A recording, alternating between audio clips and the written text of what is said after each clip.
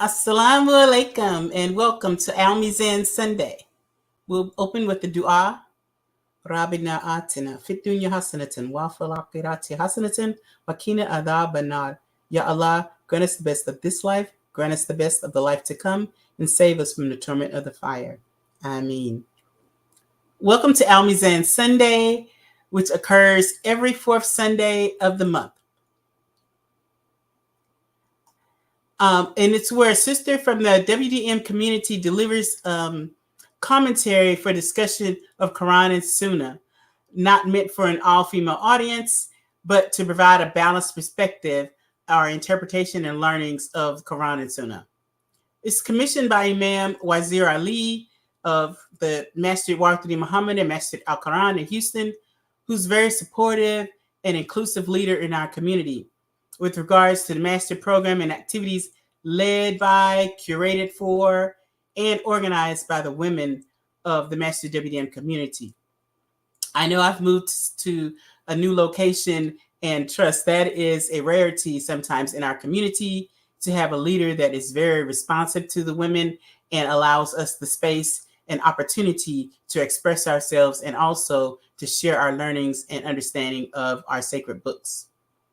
With that being said, conclusively, Imam Wazir has final authority with regard to our programming, our activities, our formats, our content and intent, as well as the responsibility for the outcomes and possible outcomes for those created content under his leadership, and the umbrella of Masjid Wdm Muhammad and Masjid Al-Qur'an.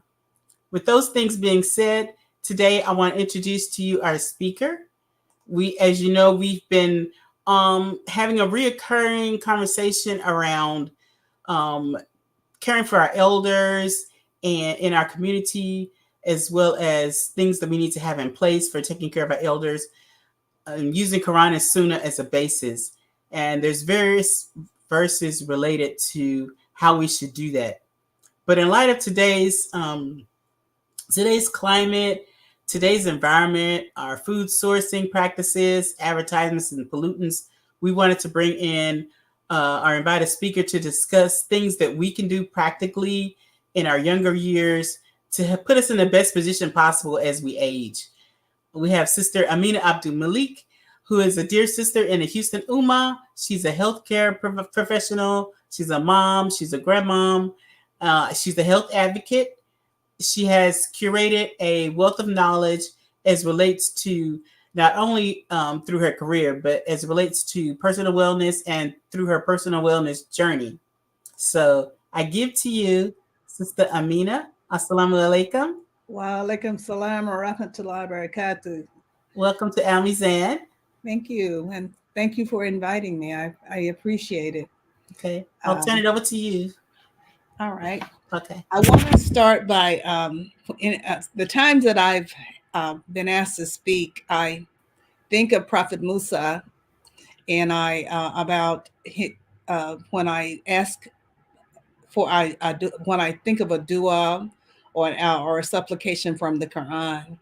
In Surah Taha, verses 25 through 28, Prophet Musa prayed, "My Lord, uplift my heart for me and make my task easy, and remove the impediment from my tongue so people may understand my speech."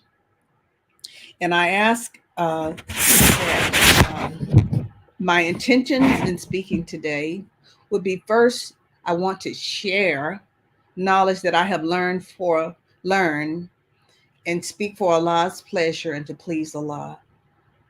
To encourage and uplift anyone, starting with me, to begin reflecting on their whole self as a whole being and make a plan to start incorporating some lifestyle choices and modifications to live to our fullest potential. I want to share some personal reflections and show how these experiences has helped me and impacted me along the way. I want to share how wellness is intentional and to share ideas on how to incorporate the concept into our daily lives in an easy manner, inshallah. Seek Allah's help in relaying the message in a clear and concise manner and ask Allah's forgiveness for any mistakes that I may make in presenting this information, and ask for Allah's blessing on whatever good will come from this information. You know, I one of the things that I saw recently, and I thought about it when I came to the preparation for the topic, is somebody said when in your 20s and your 30s and your 40s, you're living the life, and any you can, you know, not concern yourself necessarily with maintenance and so much with your diet and exercise. But at age 50, that check engine light does come on. And I would say maybe even earlier for some people who may have underlying health issues. So we have to um, be mindful of using our youth for our old age, and using that knowledge we get as a young person, such that it'll help us as we get older. Based on my experiences, there are some basics that are essential for aging well. And there's no one size fits all, and there's always room for improvement. And I'm open to learning new things and trying to improve, because we are complete people. We are not just an arm, a leg, a heart, a lung, or a brain. We are whole individuals, and we must address ourselves in a whole manner, in a whole manner, and also a holistic manner, and lives our lives in a natural, organic way to achieve the goal of being our best and best selves and our wellest selves. Lifestyle management is this type of practice. I've read along the way many a lot of from physicians, from people who are not physicians, because healthcare professionals don't are not always the people that have to give you knowledge along the way. There are some people who have lived well and done well and lived long. I just there are many approaches to this kind of lifestyle management, and uh, one of the approaches that I have had learned along the way, Dr. Dean Ornish, he has a lifestyle medicine plan, and I found it to be unique, and I like the holistic principles of the plan. There are four basic principles of the plan. It says eat well, move more, love more, and stress less. Now, eating well, Dr. Ornish encourages a plant-based way of eating that is high in fruits, vegetables, whole grains, legumes, and naturally low in fat, refined carbohydrates, and sugar. Um, in 2022, I I had some major life challenges, and I ended up initially I had to have emergency surgery for a long-standing intestinal issue I have dealt with for many years. But that was it was again a time for me to reflect about, now, okay, they did the surgery. Now, what am I going to do to make sure that I take care of myself, to make sure that I don't have a recurrence or minimize the recurrence of this condition. Um, and then shortly uh, shortly thereafter, maybe a year or so later, I had what they call a heart attack. But I found out that I have a heart condition that I've had all my life that I was not even aware of, and it caused my heart to be enlarged in a spot. And the doctors told me that this is something you've had all your life. It's just something that came up. And so I wanted to, in my journey, I wanted to look for a cardiologist who also looked at holistic principles. And started. I actually made an appointment because I worked Dr. Baxter Montgomery, and he actually put me on um, well, he talked to me and encouraged me. He didn't put me on my diet. He wanted to, no people. You have to be amenable to whatever suggestions people have. And he wanted me to go eat raw vegan for, he said, a minimum of 6 weeks. And so I did that, and I felt good in my, as far as my diabetic numbers, because I'm a type 2 diabetic. My mother was type 2 diabetic, and she was that skinny fat, if you know what I mean. There are people, they say they're a skinny fat, which means that they are really thin. They're active, but our genes do matter. And so um, my hemoglobin A1C, which is the number that shows your blood sugar control over a period of time, was the lowest it's ever been.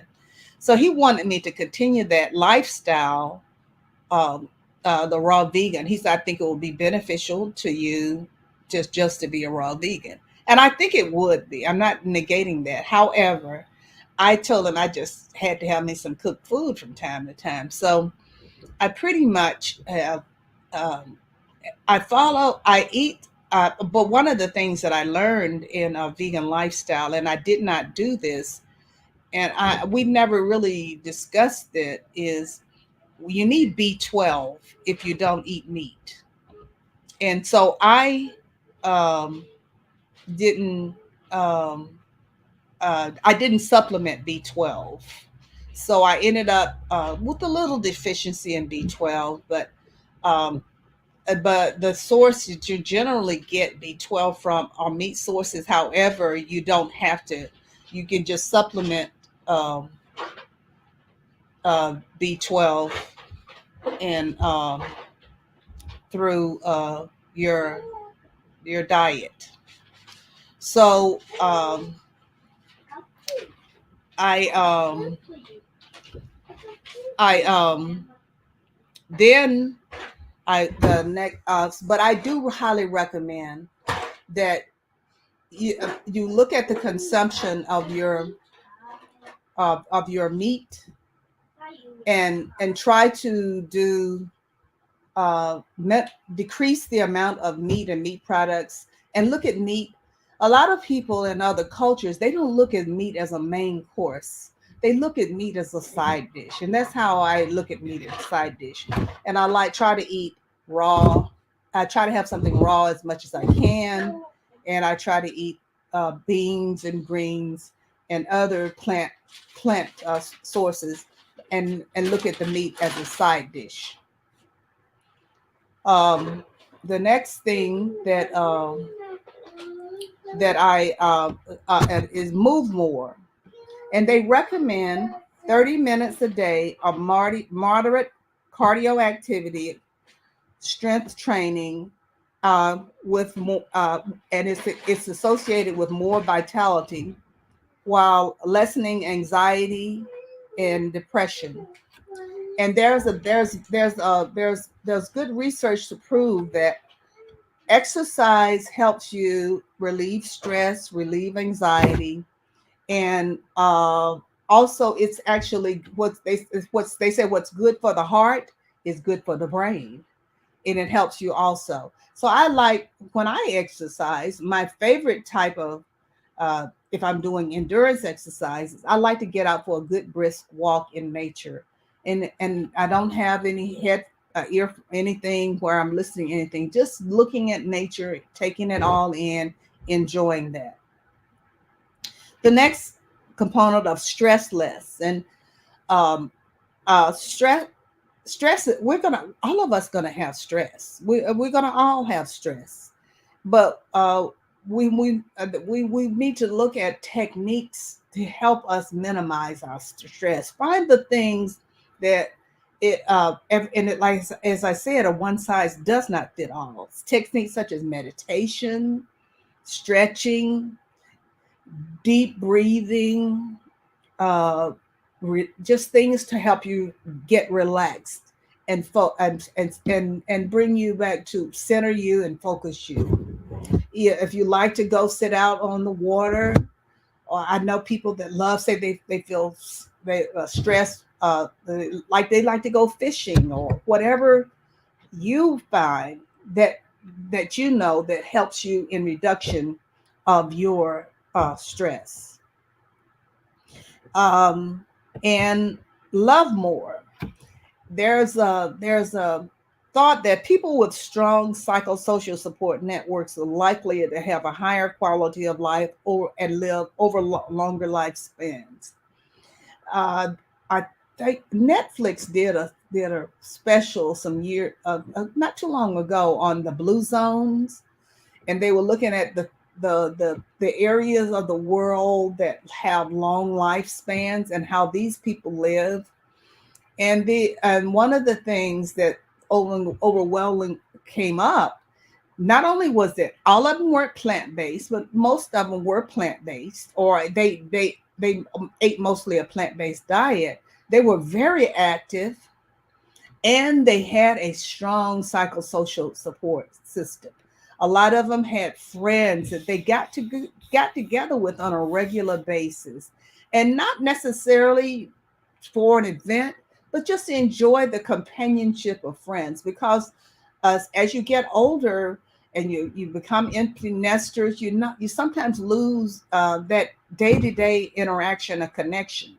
So it's a good thing to have to be mindful of not being alone so much, and try to get out and involve yourself in doing activities where you are engaged with other people.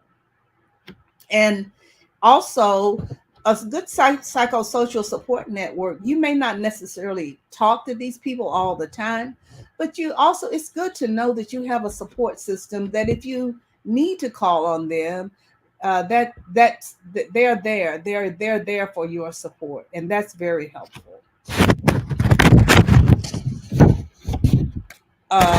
Now, as far as psychosocial support and the love board, for me, my belief system is extremely important, and and believing on Allah and believing what Allah says in His words in the Quran with certainty.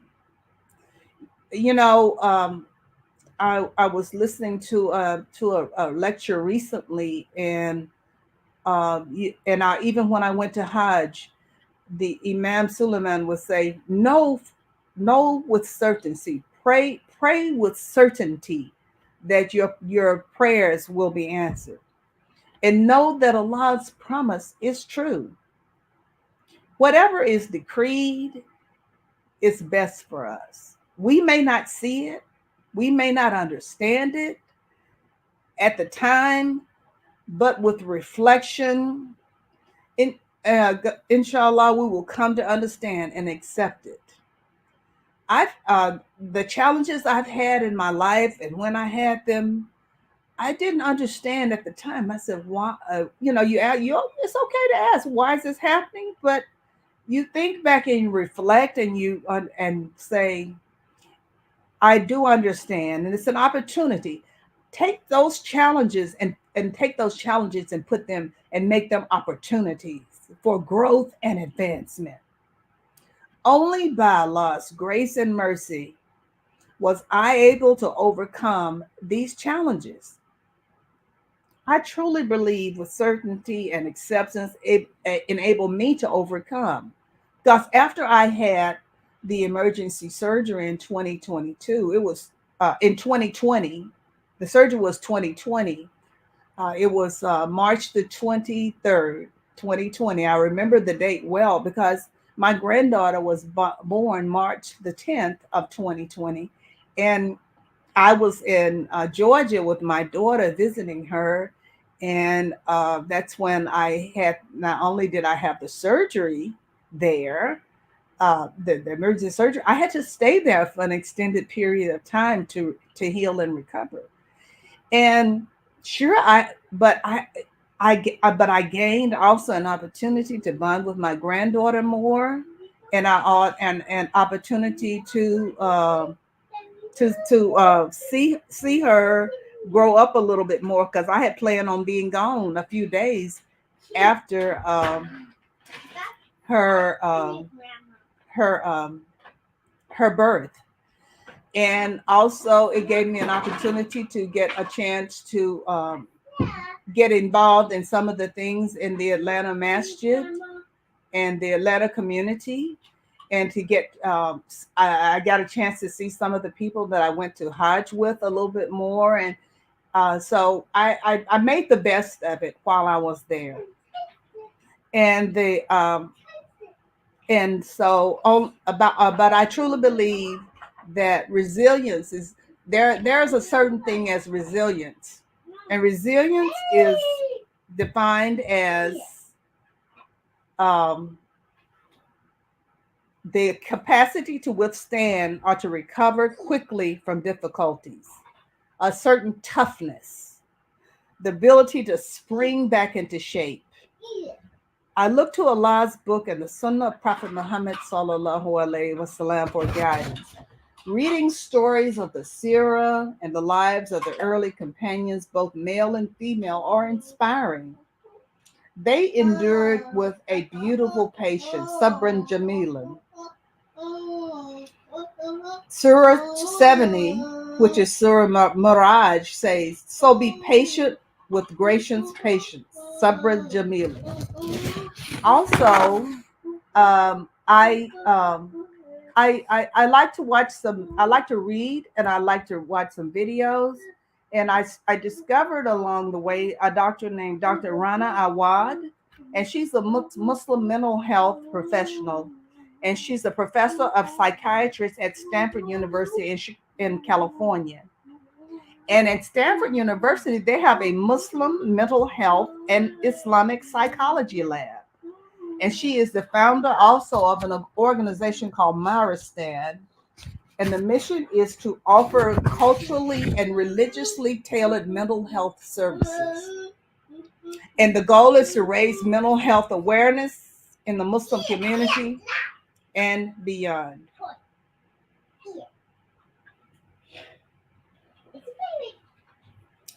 She did a Ramadan series on embracing resilience. Resilience uh, is, uh, is a tool that we all need to overcome. And you can find it on that whole series on YouTube. One example of the resilience is the story of Prophet Prophet Yunus. And Prophet Yunus, like Prophet Muhammad, was rejected in his early days of bringing the message to the people and warning them about their wrongdoing. They rejected him and refused to turn away from their actions. He left and walked away from his people without permission from Allah. And Allah caused a storm. And the people were afraid and started to ask for forgiveness. Meanwhile, Allah caused the storm to arise in the sea where Prophet Yunus was on a ship. After a game of draws, Prophet Yunus was thrown overboard, and Allah decreed that a giant whale swallowed him up. 3 days and nights he lay in the dark belly of the whale. Even in the darkness, there is sometimes we find ourselves in deep dark places. Even at these times, there is hope. Prophet Yunus called out, "There is no God but you. Glory to you, and I have been among the wrongdoers." He was released from the belly of the whale, where he found that the people had repented and asked for forgiveness and accepted the message of Allah's message. We are never to give up hope. Trust in Allah's plan, to strive to recognize our shortcomings and ask for forgiveness. Another lesson is to keep moving. We must be intentional and keeping active. We must plan to be active every day. There's an expression called move it or lose it. As you get older, you're not as agile as you used to be. I can't do the quickness and the endurance I had when I made maybe in my 40s or 50s. It doesn't require as we age, we listen to our bodies, but we still challenge ourselves. We don't have to have marathon runners, but we need to be able to stay active, have some vigor, and to do whatever we can to keep moving. After 50, however, there are some elements that research has showed that we should incorporate into our exercise and fitness plan. And there are four elements: endurance, which is cardio; strength, strength, flexibility, and balance. One of the it may not be one, but one of the highest incidences of injuries among people who are 50 or plus is falls. But we have to concentrate on on those, all four of those, in order to build our muscles. Our muscles have memory. So, but the good thing about it is, if you don't exercise for a while, or you're not into exercises, you don't have to just accept it. Start where you are. There are exercises on chairs. It's sit and be fit. There's the little bicycles that you can sit in a chair and do the bicycles. And there are many things that you can do, even if you're not able to do the vigorous activity, but do something. You don't have to necessarily go to a gym, but if you would like to go to a gym, all the better. And the strength exercises, I know that I used to love the walk, and walking was good and was great, but walking is not enough, because I use now weights, some weights. I don't do heavy weights, and um, and if you don't have weights, get a couple of soup cans and do some curls with some soup cans, and raise your take them and put do them up, raise your arms above your head, and um, there are exercises you can do with even a couple of bottles of water. But strength building is important, flexibility and balance. And there are you can YouTube is a wealth of information. They have agencies like the National Institute of Aging, who has a program called Go for Life, who have 10 and 15-minute exercise videos that you can go along. And I do that with the heat in Houston. Sometimes if I'm not out about by 8, I'm not going to get out. It's hot. It's too hot for me. For other people, it may be fine, but for me, I'm too hot. And so I try to get mine in the morning. For me, that works best for me, to get it in as early as the morning. And there are resources on YouTube. The National Institute for Aging has some short videos. As I said, they're 10 or 15 minutes long, that you can incorporate all of these elements into the videos. They will do strength, they will do endurance, flexibility, and balance. And then they have some that are designed just for strength, flexibility, endurance, and balance. They don't have they're also they incorporate some endurance, but you really do need to do a little bit more endurance. So I do some walk videos because I'm not a runner. But there are lots of people in their 50s, 60s, 70s that are runners. That I just never have done that. That was not something I done. But if you're able to do that, all the better. And but you can look online for exercises for seniors. And as I said, the National Institute on Aging, Go for Life, and even the AARP website. There are many benefits to being active and exercises. And as I said, it's not all physical. It's good for your brain. It's good for your circulation. It's good for your endurance, not just your endurance. It also, if you're active and you do the strength, it preserves your muscle strength. And if anybody's ever had to have a joint replacement, your muscles, especially in your knees or your hips, your muscles really are your uh, the things that's going to help your recovery.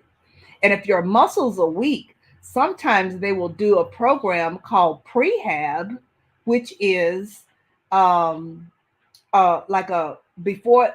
It's where they give you exercises to do to improve your strength, your endurance, your flexibility, and such that when you do have to have the surgeries, you're in better condition, because you do need these muscles in order to recover well.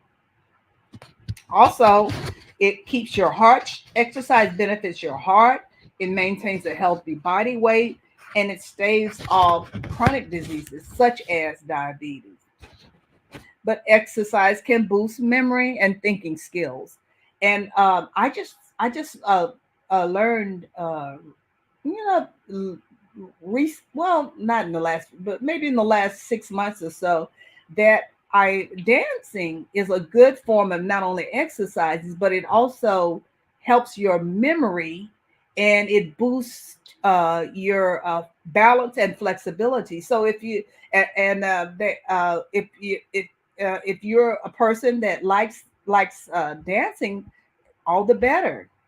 Um, uh, Exercise also stimulates physiological changes such as encouraging production of growth factors, chemicals that affect the growth of new blood vessels in the brain, and even the abundance, survival, and overall health of new brain cells.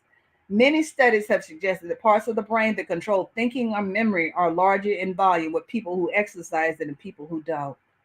So find the things that you like to do that you can incorporate easily into your be mindful of it and incorporate that easily into your routine.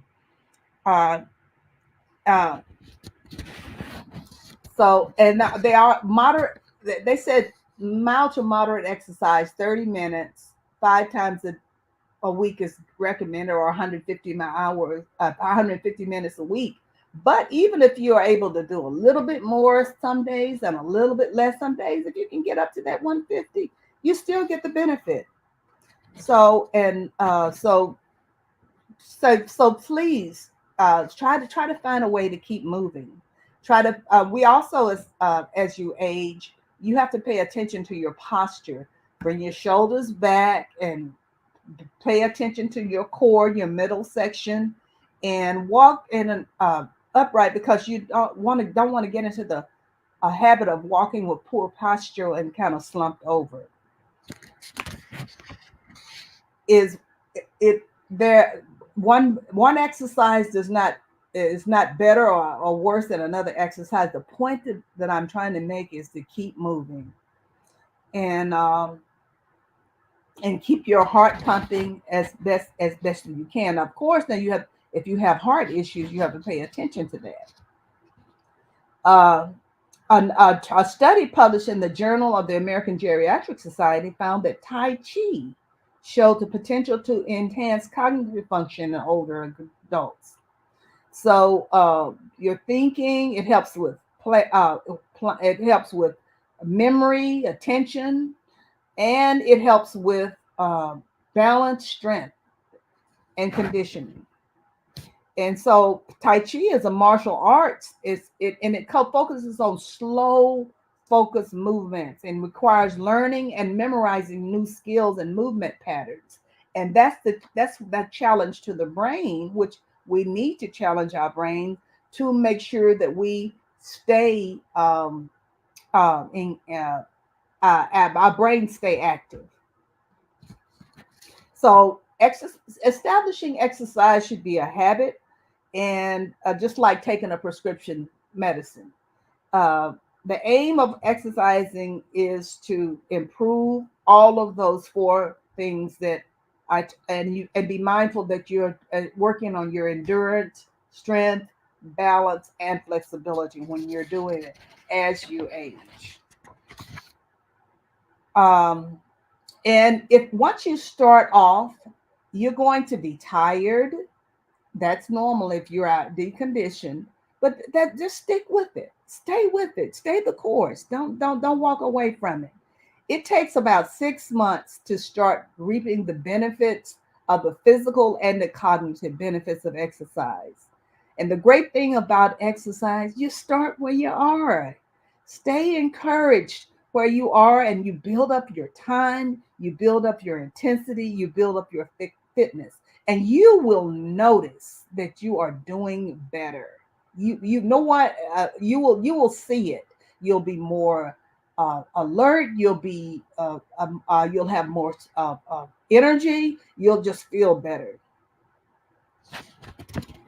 And when your exercises become too easy, it's time to pick up the intensity, because the muscles build memory. So if you're doing the same 10 or 15 minutes of thing every day, and then it's become very easy, then you need to probably try pick up your intensity and do something that challenges you a bit more.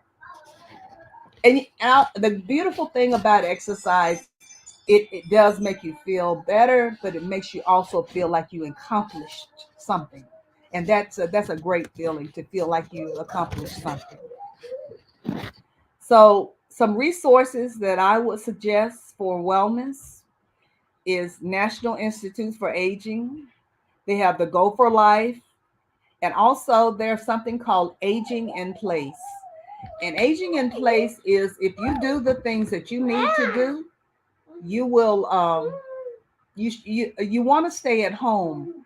No one uh, People want to have an opportunity to uh, live their life out at their home, among their with their and they may need some assistance from loved ones, but you want to be able to be as independent as possible.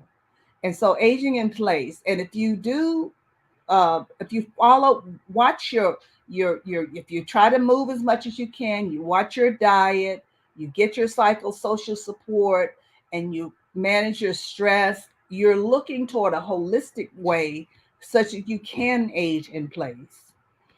As far as nutrition, there are lots of resources out there.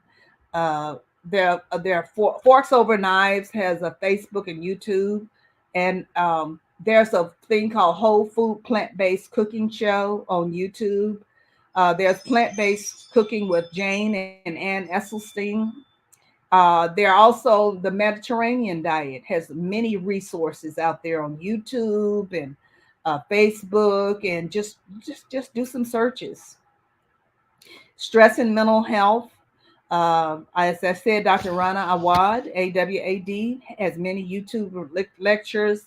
Mara Stein has a face. I think it has a website, and then the website sometimes, and we have to determine that on our own.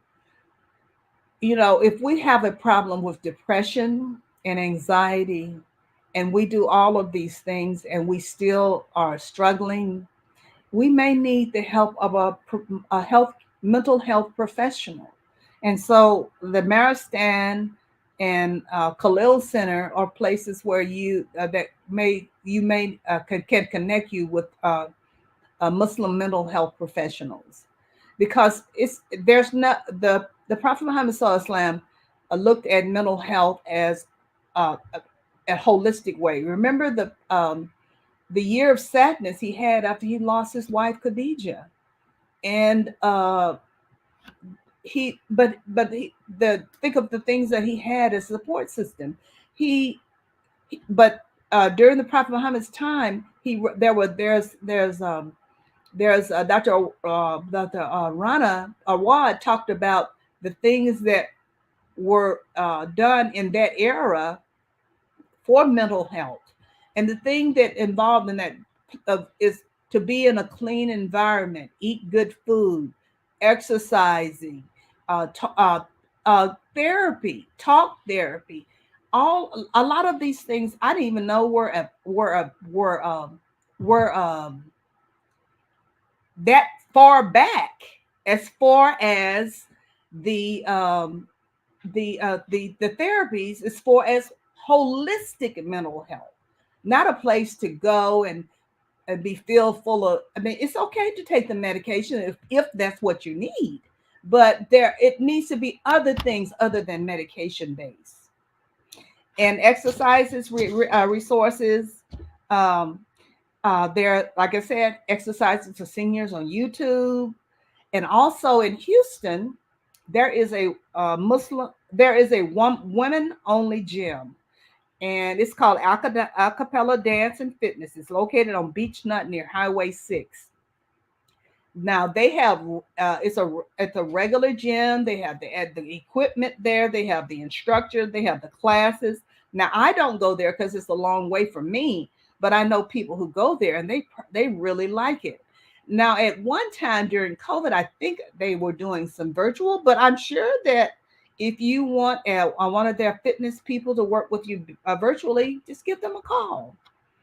But the website is adfstayfit.com. And also, yesterday I did speak with Imam Wazir about, because Dr.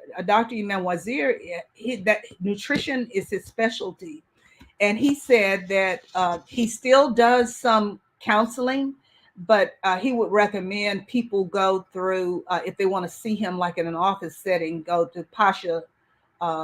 Dr. Pasha's Snoring and Sinus Clinic, and he has a way to go through the clinic, because especially if you want to use insurance to see him, and I'm sure that he would see you also, if you didn't want to go, but he said he would be open to doing some nutrition counseling for those who sought it. So that's all that I have for today. I pray that what I brought to you has been some benefit for you. I know it was beneficial for me to put this short talk together, and we're always growing, we're always evolving, and be open and to the possibilities, and be mindful. Make the lifestyle modifications so it's a part of your life, and it's easy that way.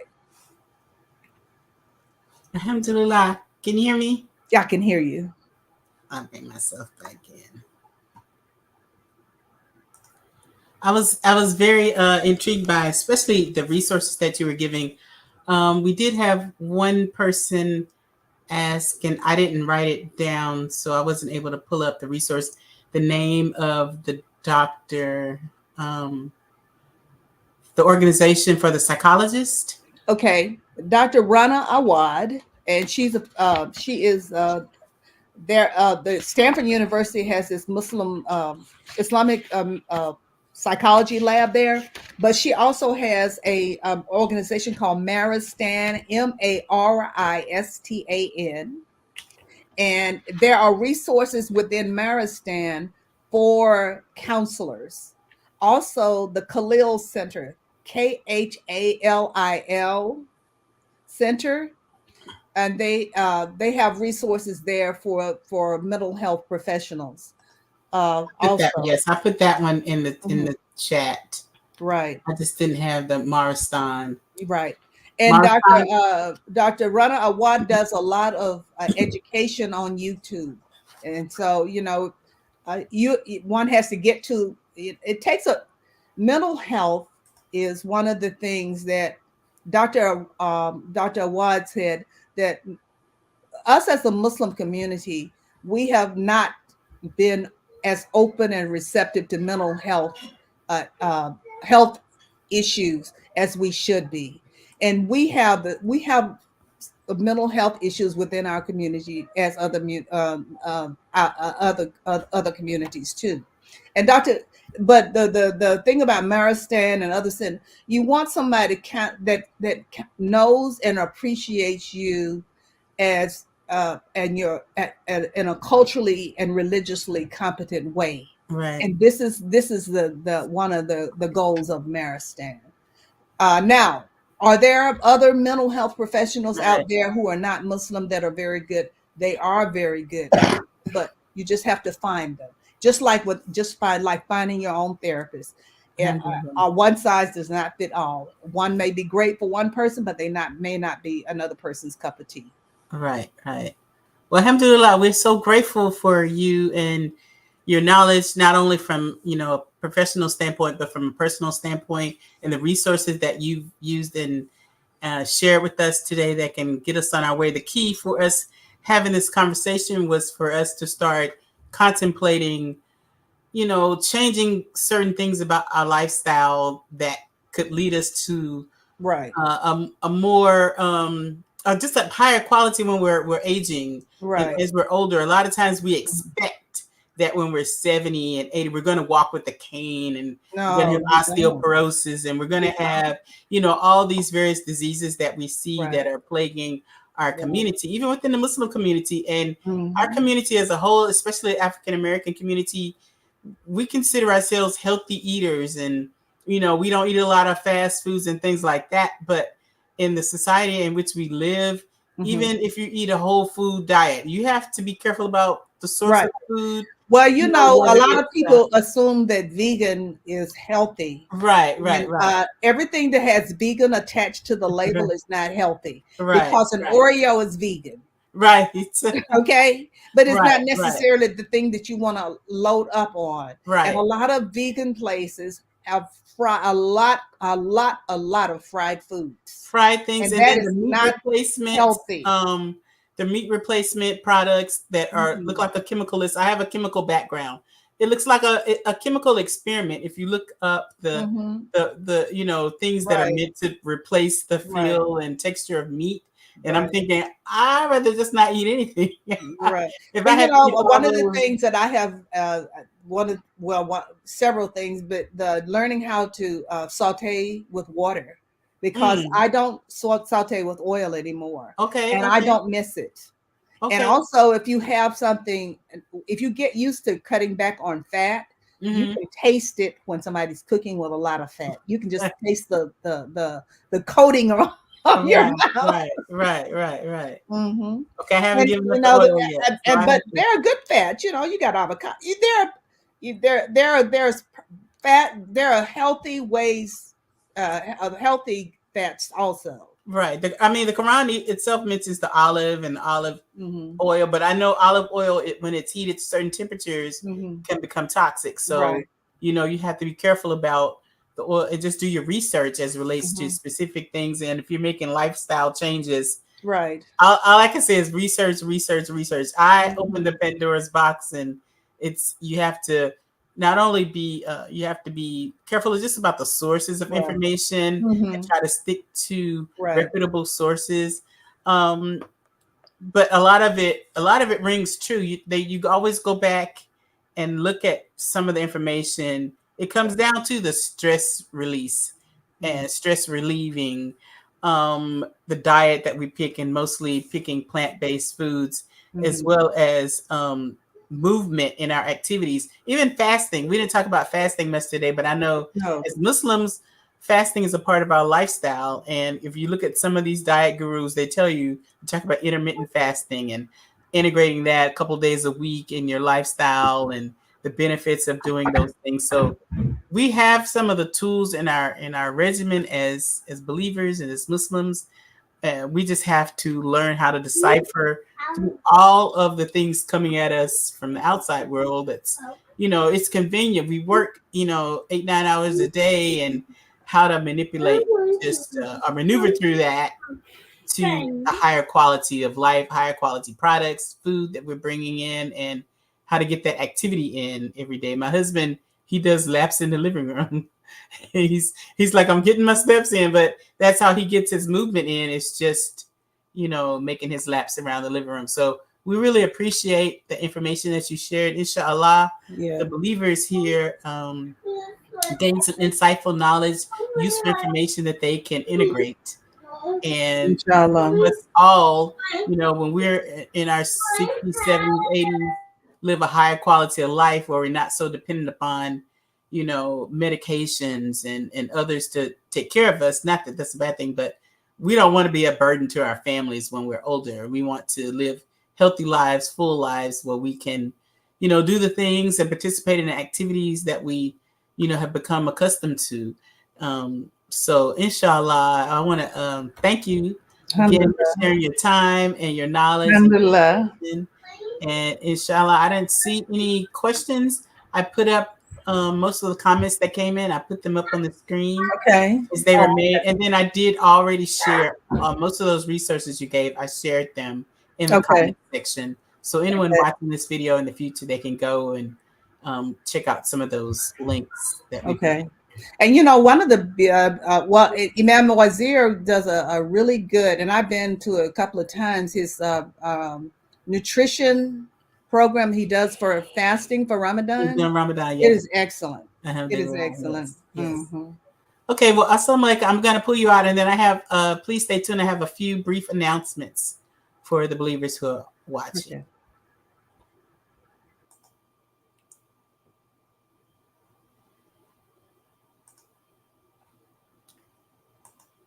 Okay, for our new Muslim orientation class, it happens every Sunday, and please join Imam Elijah Salahuddin, and you can use the tinyurl.com/WDM new class to register if you would like to participate online. So it's held in person at the masjid as well as online.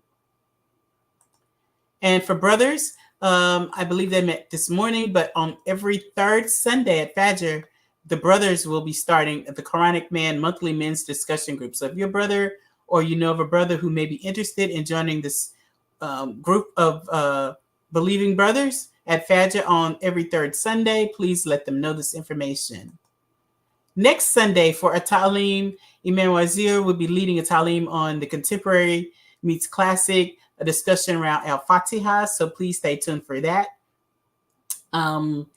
It includes contemporary meets classic and explores commentary of the surah through the lens of two dynamic scholars. So please stay tuned. Next Sunday, it'll be on YouTube as well as Facebook. And then finally, if you are youth between the ages of 18 and 35, or if you know youth, please let them know about the Young Adult Retreat that is happening in October in Dallas, Texas, and they can sign up. It sounds like a great opportunity for our youth to come together and cultivate and meet and share information and knowledge. So inshallah, this is the end of our announcements. And thank you so much for joining us. Inshallah, you learned a lot, and enjoy the rest of your Sunday. Assalamu alaikum.